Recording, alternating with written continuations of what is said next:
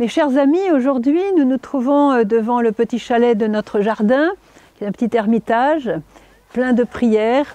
Et je voudrais vous parler d'un thème qui va peut-être vous surprendre, puisque c'est un thème qui est un petit peu abandonné maintenant dans l'Église, mais qui était très fort au moment de la primitive Église, c'est-à-dire le don des langues. Le don des langues n'a jamais disparu, mais il s'est un petit peu éteint, ou en tout cas oublié, pendant des siècles. Et donc je voudrais vous en reparler. Pourquoi? Parce que là nous sortons un petit peu de la pandémie, j'espère que nous en sortons vraiment, mais il nous faut préparer aussi l'avenir. Et comme vous le voyez vous-même, en ce moment, je dirais que les chefs des nations et ceux qui ont le pouvoir, eh bien on ne peut pas dire qu'ils soient tellement pro-chrétiens. Donc on est déjà dans une certaine persécution, on l'a vu pendant la pandémie quand certains bars, certains restaurants, certains lieux publics étaient ouverts sans problème, mais les églises devaient être fermées avec une certaine sévérité, etc. Donc on est quand même dans un moment où on ne favorise pas la pratique de la foi de la part des chrétiens. Et il nous faut revenir petit à petit, il faut préparer à l'avenir, parce que ça c'est ce qui semble être l'avenir. Il nous faut préparer à vivre un petit peu comme les premiers chrétiens, c'est-à-dire faire une espèce je dirais de retour à Jérusalem, non pas dans le lieu de Jérusalem, mais dans la manière de vivre des chrétiens qui étaient, je dirais, opprimés. Ils étaient ridiculisés, ils étaient opprimés, ils étaient pourchassés et certaines fois même martyrisés. Il est certain que, comme le monde va en ce moment, il y a déjà des martyrs. Alors je voudrais vous parler du don des langues comme un des grands moyens pour tenir le choc de notre foi chrétienne et aussi rester unis avec toute l'assemblée chrétienne, avec les autres, avec le corps du Christ en réalité. Vous savez que saint Paul, dans l'épître aux Corinthiens, dans la première épître aux Corinthiens, surtout au chapitre 14, a mentionné le don des langues puisqu'il se pratiquait très bien dans la primitive Église. Et il nous dit des choses intéressantes, par exemple que lui-même, il disait « Je souhaite que tous parlent en langue ». Et je suis moi-même quelqu'un qui parle peut-être plus en langue que vous tous. Donc c'est un grand don, un don de l'Esprit, un don de l'Esprit Saint, un charisme. Et saint Paul cite beaucoup de charismes, et c'est un des charismes. Et même Jésus en parle dans l'Évangile de Marc. Et voici les signes qui accompagneront ceux qui auront cru. Ils chasseront les démons, ils parleront en langue. Vous voyez, Jésus lui-même l'a annoncé. Et s'il l'a annoncé, eh bien, ce n'est pas un péché de le pratiquer. Vous comprenez ce que je veux dire? Alors, le don des langues, c'est un don particulier qui nous vient de l'Esprit Saint, bien que ce soit aussi un don préternaturel, ça vient de l'Esprit.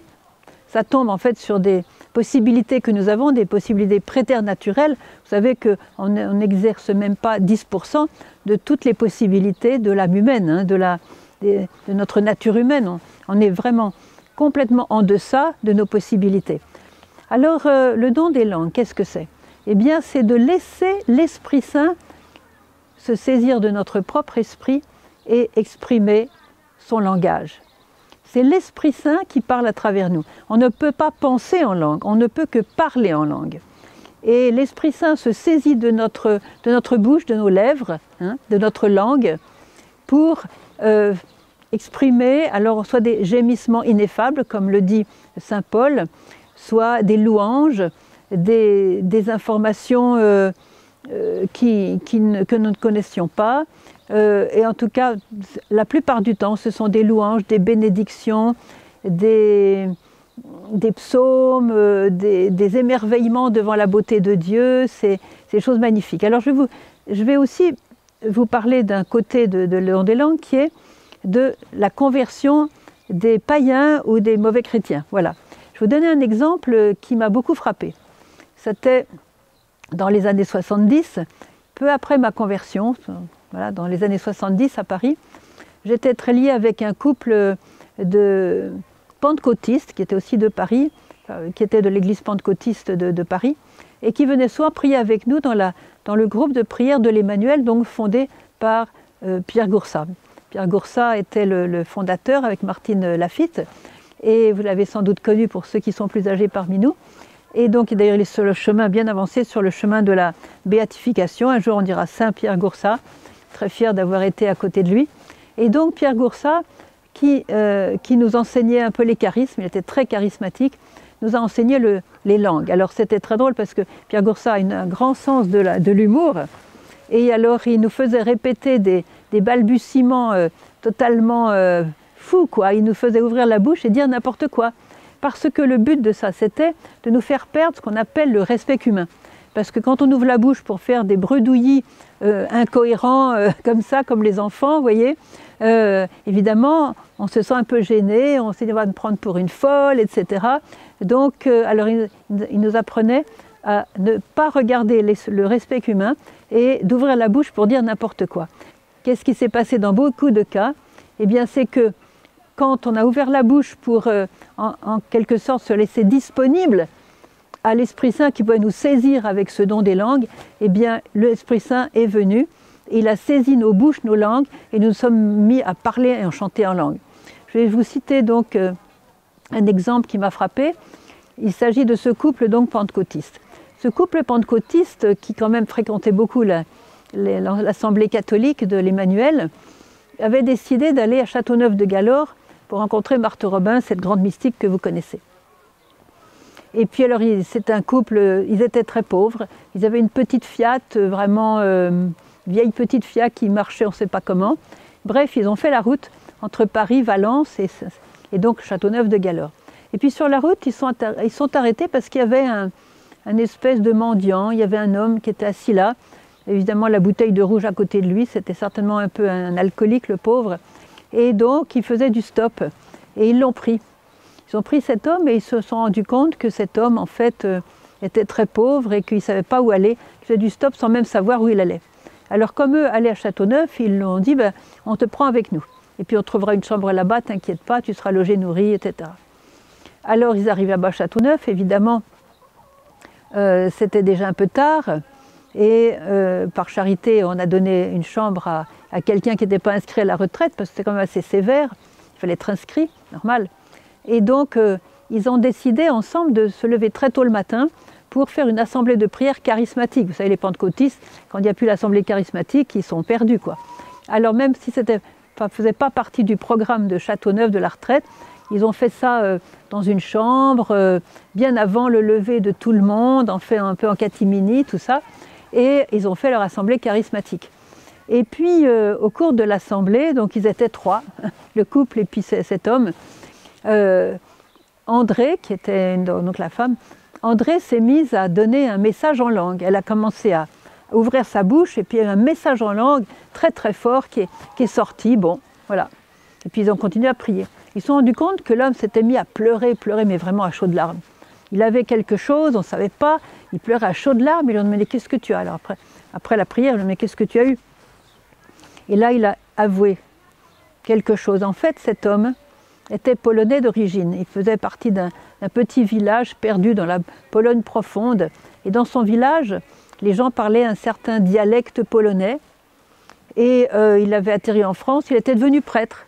En fait, c'était un prêtre qui avait commencé à boire et puis qui avait été vraiment, qui avait descendu toutes les marches de la misère humaine, quoi, voilà, de sa faiblesse avec l'alcool.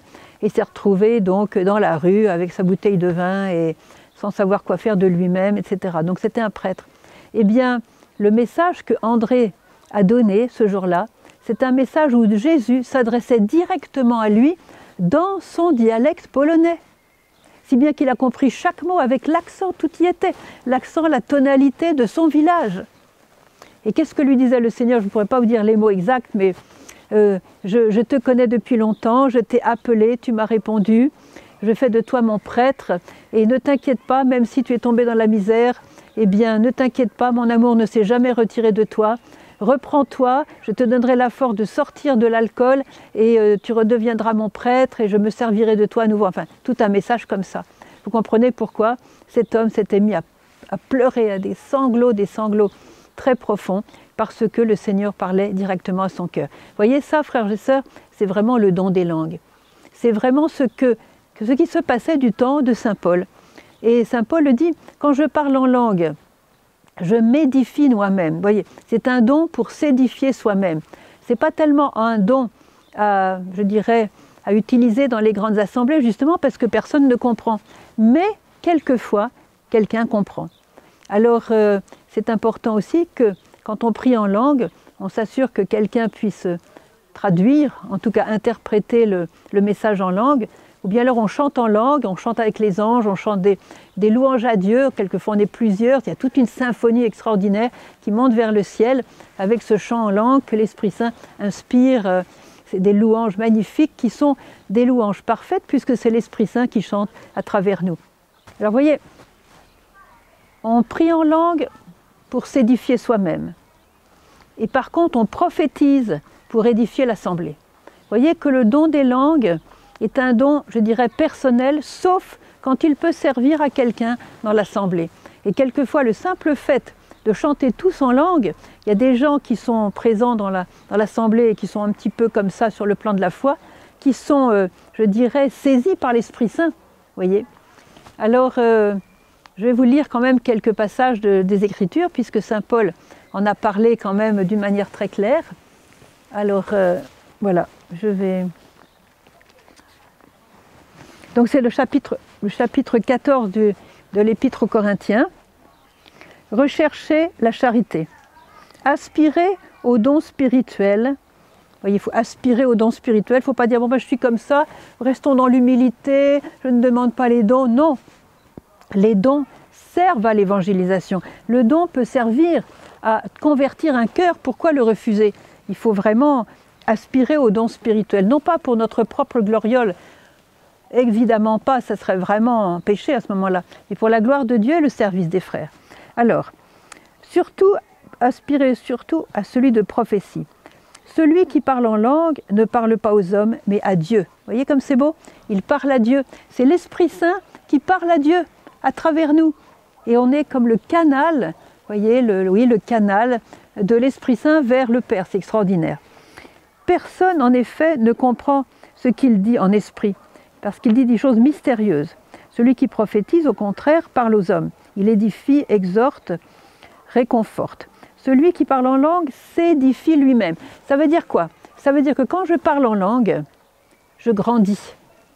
Ça me fait croître dans l'union à Dieu. Est-ce que c'est pas beau ça? Ça me fait grandir dans mon lien avec Dieu. Celui qui parle en langue s'édifie lui-même, donc je disais. Celui qui prophétise édifie l'assemblée. Mais on peut faire les deux. On peut s'édifier lui-même dans notre vie quotidienne. Voilà, je vais prendre mon petit déjeuner, je parle en langue. Je vais changer ma robe, je parle en langue. Je vais cultiver mon jardin, je parle en langue. C'est l'Esprit qui parle à travers moi, qui s'adresse directement à Dieu. Des louanges magnifiques. Je voudrais, certes, que vous parliez tous en langue. Alors si Saint Paul nous dit ça, qu'est-ce qu'on en fait? On dit, Saint Paul, t'es bien gentil, mais c'est pas pour moi. Non, si Saint Paul désire qu'on parle tous en langue, allez, on va tous se mettre à parler en langue. Mais plus encore que vous prophétisiez. Voilà. Car celui qui prophétise l'emporte sur celui qui parle en langue. À moins que ce dernier, donc celui qui parle en langue, n'interprète pour que l'assemblée en tire édification. Alors un peu plus loin, il dit, car si je prie en langue, mon esprit est en prière. Alors ça, c'est très important. Mon esprit est en prière. Et c'est important d'édifier l'esprit, de faire tout ce qu'on peut pour que notre esprit soit édifié, soit construit, grandisse dans l'amour de Dieu, dans la lumière de Dieu. Alors, mon esprit est en prière, mais mon intelligence n'en retire aucun fruit. Voyez? Alors c'est très beau parce que c'est vrai que quand on parle en langue, on n'a aucune idée de ce qu'on est en train de raconter à Dieu. Mais lui le sait, c'est ça qui est important. Lui reçoit la louange, lui reçoit l'intercession, lui reçoit la prière, il sait de quoi on parle, parce que l'Esprit lui dit. Et que je comprenne ou pas, d'une certaine manière, ça n'a pas tellement d'importance. Alors voilà, ensuite il dit encore, je rends grâce à Dieu de ce que je parle en langue plus que vous tous. Mais dans l'assemblée, j'aime mieux dire 5 paroles avec mon intelligence pour instruire aussi les autres que 10 000 en langue. Alors, ça veut dire quoi? Ça veut dire que nous sommes tous invités à prier en langue. Avec Pierre Goursat, comme je vous le disais, il nous faisait balbutier des paroles incohérentes. Vous avez des choses comme ça. pour que l'esprit puisse saisir de notre langue, puisqu'elle était déjà en mouvement, il puisse saisir notre langue pour nous donner ce don des langues. Alors, on a tous été à son école et presque tous ont parlé en langue. Et moi, j'ai continué, bien sûr. Et si je vous dis ça aujourd'hui, c'est parce que, vous voyez, après cette pandémie, nous devons préparer l'avenir. Et je pense que si l'un de nous doit aller en prison, et ça, je ne dis pas que ça nous pend au nez, mais il y a quand même un risque. Un jour, on va peut-être être en prison. Peut-être qu'on n'aura pas la Bible. Peut-être qu'on n'aura peut-être même plus, parce qu'on n'aura peut-être pas assez à manger, on n'aura peut-être même plus la mémoire de la Bible et des paroles de Dieu. Peut-être qu'on ne connaîtra plus les prières. Alors, qu'est-ce qu'on fera? On parlera en langue. Et qui sait si le geôlier qui va nous garder ne comprendra pas la langue que nous dirons? On ne sait pas. En tout cas, moi je crois que le don des langues doit être très très utilisé. Il y a aussi un autre fruit pour le don des langues. C'est que si mon esprit est en prière, si l'Esprit Saint m'inspire des louanges et des prières, Satan ne peut pas s'approcher de moi. Satan déteste l'Esprit Saint. Satan déteste Jésus. Satan déteste l'homme qui prie. Il fera tout pour l'en empêcher. Alors si je prie en langue, je l'éloigne. Je ne dirais pas que c'est une prière d'exorcisme, mais presque. Parce que je ne peux pas être à la fois avec l'Esprit Saint et avec Satan. Donc vous voyez, quand vous êtes par exemple dans la tentation, mettez-vous à prier en langue. Et quelquefois, il suffit de dire un simple « Je vous salue Marie » et l'Esprit Saint prend la relève et continue en langue, vous voyez. Ou bien vous dites, vous parlez en langue et vous enchaînez sur un « Je vous salue Marie », vous voyez, ou un Notre Père. Alors il y a aussi une autre chose, c'est que nous sommes dans un monde païen, pas besoin de vous le dire, où l'absence de Dieu dans les cœurs malheureusement se fait sentir. Et il se peut qu'un jour vous soyez dans un milieu qui commence à rire de Dieu, voire même à blasphémer. Si vous entendez des blasphèmes, c'est la recommandation de la Vierge Marie, ne rentrez pas en discussion. Restez en silence et faites semblant d'avoir rien entendu, mais dans votre cœur, bénissez Dieu. Et c'est peut-être le moment où vous pourrez, pour contrer l'effet du blasphème, vous pourrez prier en langue pour contrer l'horrible effet du blasphème qui fait tellement plaisir à Satan. Voyez. Alors ça, c'est un autre, je dirais, un autre fruit du don des langues, c'est de contrer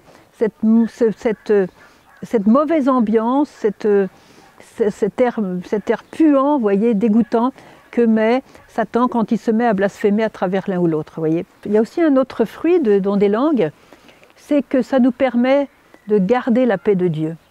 Et aujourd'hui, la paix est très très menacée, pas seulement au niveau des nations, au niveau des conflits, au niveau des sociétés, des différentes races humaines, etc., les armes et tout ça, la puissance nucléaire, bon, il y a tout ça, pas besoin de vous raconter, c'est pas mon truc aujourd'hui. Par contre, la paix du cœur, la paix dans la famille, la paix dans la maison. Le don des langues, le parler en langue, le chant en langue, vous aide à garder la paix ou à la retrouver si vous l'avez perdue. Et ça, vous savez que la paix, c'est un des grands fruits de l'Esprit Saint, c'est même le signe de la présence de l'Esprit Saint. Alors vous imaginez combien la prière en langue va pouvoir restaurer la paix que peut-être vous êtes en train de perdre. Quelquefois, je me suis trouvée dans des circonstances un petit peu difficiles, parce que j'avais à parler à des personnes tellement importantes ou à dire des choses tellement importantes que j'avais un petit peu peur, quoi. Eh bien, avec le don des langues, on s'en sort toujours, parce que là, c'est l'esprit qui prend la relève, et alors c'est lui, quoi, c'est lui. Et à ce moment-là, on s'écrase, je dirais, dans le sens positif. Vous voyez, on diminue pour que lui grandisse, et c'est magnifique. Il y a des bons fruits à ça. Il y a aussi un autre fruit de don des langues, c'est que vous savez, dans la société actuelle, on est très très distrait. Bon, il y a les iPhones, les téléphones portables, il y a les discussions, les publicités qui n'en a. Il y a toujours du bruit. Il y a toujours du bruit, toujours des distractions. Alors on est quelquefois écartelé. Je dirais, toute l'école de la Vierge ici à Medjugorje, c'est de nous faire unir d'abord en nous-mêmes, d'avoir une âme unie, de tous les paramètres de notre personnalité soient unis entre eux, et non pas dispersés, éclatés. Vous voyez, il y a ce terme qu'on emploie souvent, je vais m'éclater. Eh bien, ce que fait Dieu, c'est exactement le contraire. Il nous rassemble. On ne s'éclate pas avec lui, on est rassemblés, on est réunifiés. Et c'est quand on est réunifié qu'on peut aimer. Parce que si on est éclaté, on ne peut pas aimer. Ou bien on va aimer simplement avec sa sexualité, on va aimer simplement avec son intelligence, on va aimer avec simplement un autre élément qui sera dispersé. On ne pourra pas vraiment aimer comme le Seigneur le désire. Donc la prière en langue permet de refaire l'unité, de rassembler les morceaux, disons, qui ont été dispersés. Et ça, c'est très important aujourd'hui, surtout pour les jeunes qui sont nés dans une ambiance où on s'éclate. Et donc, ils n'ont peut-être jamais connu la joie de se sentir unifiés à l'intérieur. Vous voyez, ça c'est important. Je vais vous raconter une autre histoire, parce que j'aime bien étayer toutes ces choses-là avec une autre histoire. C'est l'histoire du Père Leloir. C'est un professeur de langue sémitique à l'université de Louvain en Belgique. Et alors c'était un grand professeur connu dans le monde entier, voyez. Et puis un jour il est venu à Paris, donc j'ai eu une petite aventure linguistique, je dirais, avec lui, je vous le dirai tout à l'heure. Mais surtout, comme il était professeur, il était en train d'écrire un fascicule sur le sacerdoce, le double sacerdoce, le sacerdoce des prêtres et le sacerdoce des fidèles. Bref, et puis il était coincé, il n'arrivait pas à trouver ce qu'il aurait voulu dire, voilà. Il arrive à Saint-Sulpice, et c'était un prêtre, un curé de Paris qui l'avait amené, et le Père Leloir était très sceptique sur les charismatiques, les charismes et tout ça. Et puis voilà qu'une femme se met à faire un message en langue, mais alors, un message en langue comme ça fort. Eh bien, lui qui était professeur de langue sémitique, a dit après que cette femme avait parlé dans un hébreu biblique et qu'elle avait donné la réponse à son problème pour écrire son petit fascicule, sa petite étude sur le sacerdoce. Donc il était vraiment content. Il n'était pas venu pour rien à Saint-Sulpice ce soir-là. Et puis il part en Angleterre parce qu'il avait d'autres réunions avec des gens un petit peu de son espèce, des gens très très calés sur les langues sémitiques, bref. Et puis, comme il avait eu cette expérience à Saint-Sulpice, à Paris, il a voulu encore se rendre dans une assemblée de prière, mais cette fois-ci protestante. Donc, alors c'était donc des Anglais qui étaient protestants et se sont mis alors à chanter en langue, à parler en langue, à faire des prophéties. Vous savez comment sont quelquefois les protestants. Moi j'aime beaucoup les protestants parce que les bons protestants, ils connaissent bien la parole de Dieu mieux que nous, et moi je les admire parce qu'ils ont quelquefois une foi vraiment édifiante. Bref, donc tous ces gens-là protestants se sont mis à prier, et à nouveau quelqu'un, une femme assez jeune, se met à chanter en langue. Et lui n'en venait pas. Qu'est-ce qu'elle a fait? Protestante anglaise, hein? Elle a chanté en langue les litanies de la Sainte Vierge en latin. Voilà. Vous voyez? Voilà, c'est ça le don des langues. Parce que peut-être la Sainte Vierge se trouvait un petit peu absente de leur prière, je ne sais pas. Et en tout cas, bon, cette femme a chanté en langue les litanies de la Sainte Vierge. Voilà, alors évidemment, ce prêtre a tout compris, le latin, puisque c'est un grand érudit même. Enfin, le latin, pas besoin d'être érudit pour le comprendre. Voilà. Alors, je vais terminer par une autre histoire qui me concerne personnellement. J'ai eu des aventures aussi avec le don des langues, mais la plus belle aventure que j'ai eue, c'était justement avec le Père Leloir. Nous étions donc toujours à Saint-Sulpice, et puis à un moment donné, moi j'étais très récemment convertie, donc je m'écrasais un petit peu parce que j'étais très timide, et voilà. Pendant une assemblée de prière, où était venu le Père Leloir, mais je ne le connaissais pas, il était tout habillé en noir. Je n'avais même pas remarqué, on était une centaine peut-être, 150, je ne sais pas. Et alors pendant la prière, quelque chose de terrible est arrivé. Mon cœur s'est mis à battre. Et alors, j'ai compris que je devais ouvrir la bouche pour donner un message en langue. Mais j'étais tellement timide et j'avais tellement peur que j'ai hésité un certain temps. Et puis après, je me suis lancée parce que je résistais à Dieu en fait en faisant ça.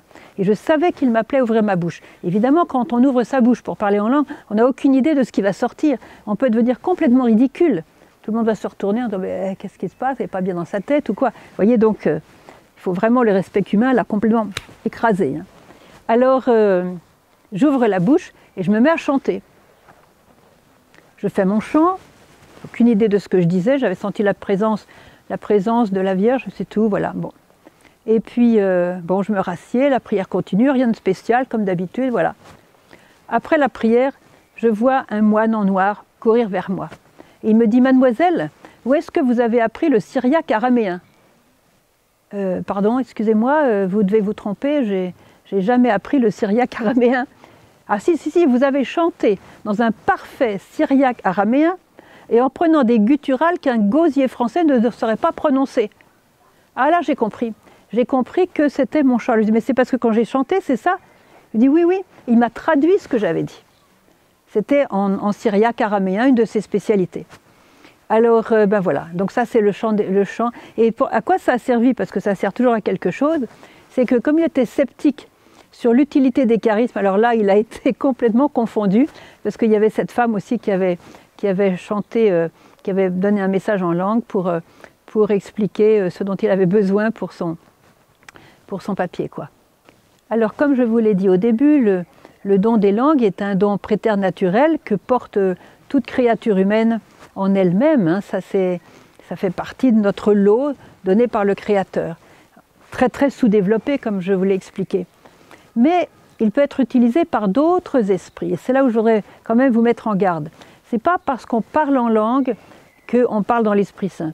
Si je suis en état de péché mortel, je prends un truc énorme, j'ai tué ma mère, voilà. J'ai tué ma mère ou j'ai commis un adultère avec un autre homme, enfin bref, je suis en état de péché mortel.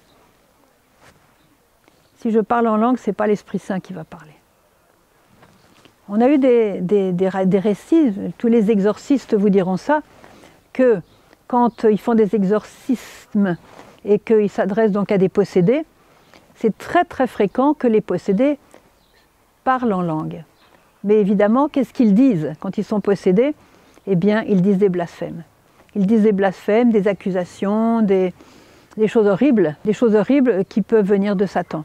Donc vous voyez, je pense qu'il y a une condition indiscutable et incontournable pour vraiment parler dans l'Esprit Saint, eh bien c'est d'être en état de grâce, c'est-à-dire de ne pas tenir un péché, en tout cas certainement pas un péché grave, ne pas, disons, s'obstiner dans un péché grave et abandonner le péché, comme nous le répète la Vierge depuis maintenant 40 ans presque.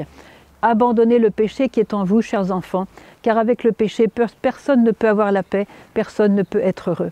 Alors je vous invite aussi vraiment à regarder votre âme, regarder votre vie, et je vous invite évidemment tous à, comme Saint Paul, que je souhaite que tous nous parlions en langue, mais il faut pour cela vraiment être dans le désir de plaire à Dieu, dans le désir de s'adresser à Dieu et d'être en état de grâce, c'est-à-dire être en paix par rapport à Dieu, par rapport au commandement de Dieu, être vraiment dans la mouvance de l'Esprit Saint.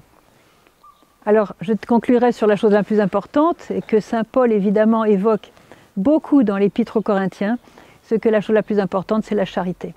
Même si je parlais toutes les langues des hommes et des anges, si je n'ai pas la charité, je ne suis comme qu'un airain, un cymbale qui sonore et qui ne fait rien du tout. Voyez. Alors le vrai don des langues nous met dans le chemin, le vrai don des langues nous met dans l'esprit de la charité. Je me souviens plusieurs fois, j'ai eu l'occasion de voyager avec un frère, une sœur, plusieurs, pour faire un petit voyage quoi, de mission, disons. Et nous aimons beaucoup, pendant ces voyages, prier évidemment, les liturgies, mais aussi chanter en langue. C'est très très beau, on est dans la campagne avec la voiture, on chante en langue, on loue le Seigneur, les arbres, les fruits, la couleur, le ciel, les nuages, la pluie, tout ça, le soleil. C'est beau de chanter en langue pour rendre grâce au Seigneur de tout ce qu'il nous donne dans la nature. Et j'ai remarqué que quand on faisait ça dans l'Esprit Saint, donc l'Esprit est obligé en quelque sorte d'arriver parmi nous, hein, eh bien la mission est beaucoup plus bénie. Beaucoup plus bénie parce que justement on a ce feu de l'Esprit en nous et qui nous donne de dire à une personne par exemple qu'on ne connaît pas, une parole qui va la toucher et qu'on n'avait même pas prévu dans notre esprit, vous voyez. Donc tous les charismes sont destinés à la charité. C'est la charité qui va demeurer. Les charismes passeront. Les charismes, la prophétie passera, le don d'intelligence, le don d'enseignement, le don de service, le don de faire des miracles, tout ça, ça passera. Mais ce qui restera, c'est la charité. Alors soyez bien attentifs à ce que votre prière en langue vous mène vers une plus grande charité, vous fasse croître dans la charité pour que le corps du Christ guérisse de toutes les divisions qui malheureusement aujourd'hui se multiplient, guérisse de la ténèbre qui cherche, comme dit Marie, à nous envelopper de plus en plus. Et bien par ce don des langues, on va chasser Satan, on va chasser la ténèbre, on va chasser la division, on va chasser tout ce qui nous empêche d'être un corps uni, parce qu'au ciel, on sera tous unis et nous voulons vivre déjà sur cette terre les prémices du ciel. Car la terre, c'est un peu l'antichambre du ciel. Merci Seigneur. Et que le Seigneur vous bénisse tous, au nom du Père qui est le Créateur, au nom du Fils qui est le Rédempteur, et au nom du Saint-Esprit qui est l'illuminateur, le consolateur et le sanctificateur.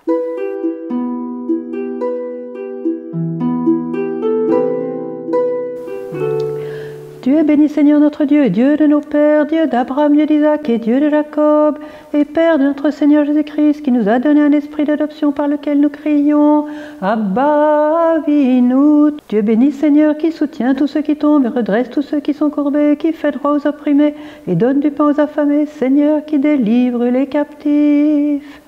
Tu es béni Seigneur, notre Saint Roi, toi qui nous remplis de ton esprit de sagesse, d'intelligence et de savoir pour toutes sortes d'ouvrages. Tu es béni Seigneur, toi qui touches notre cœur, tu nous remplis d'une tristesse selon l'esprit, qui nous conduit à la repentance. Tu es béni Seigneur, qui a planté l'arbre de vie, donnant du fruit 12 fois par an, et dont le feuillage sert à la guérison des nations. Tu es béni Seigneur, car en toi nous sommes intégrés à l'édification du corps du Christ, pour devenir le demeure de Dieu dans l'Esprit. Tu es béni Seigneur, toi qui nous as justifiés gratuitement par ta grâce, par le moyen de rédemption qui est en Jésus-Christ.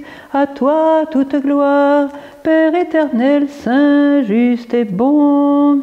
Tu es béni Seigneur qui nous comble de toutes sortes de bénédictions, afin qu'ayant toujours en toutes choses de quoi satisfaire tous nos besoins, nous ayons encore en abondance pour toutes bonnes œuvres. Rendons grâce continuellement à Dieu le Père, au nom de notre Seigneur Jésus-Christ. Kyrie eleison, Lora hamlechan Kyrie eleison, Joachim elechayenan,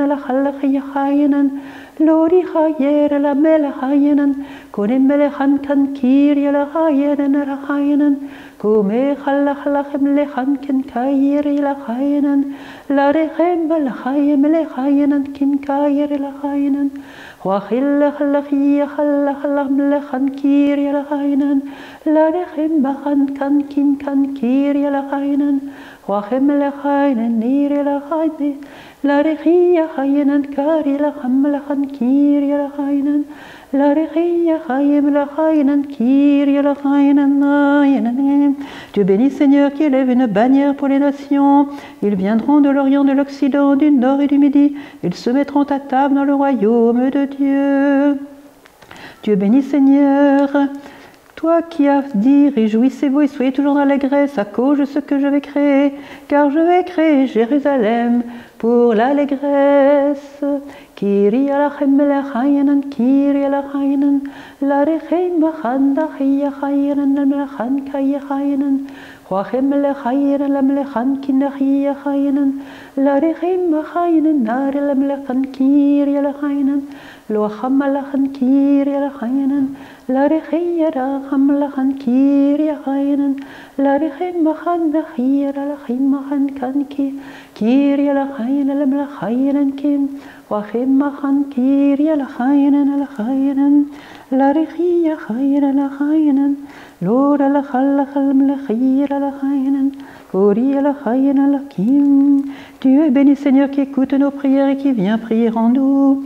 Car l'Esprit nous vient en aide dans notre faiblesse. Tu connais la pensée de l'Esprit, toi qui sondes les cœurs, accorde-nous de te prier sans cesse.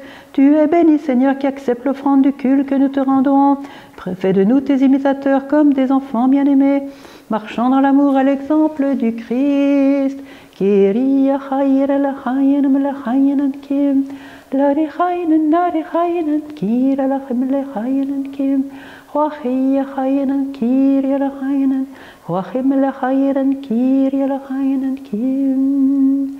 Joachim machan kan Kyrie lachayenan, lachem lechayenan kin nachal lachiyachem lechayenan, La rechi la chayin kim la chayin kinna chayin. Huachai la huachalachia huachalachia chayra la kam la chayin. La rechin machan kinna chayra la chayin. La chimel chayin. Gloria chayin kiria la chayin kim.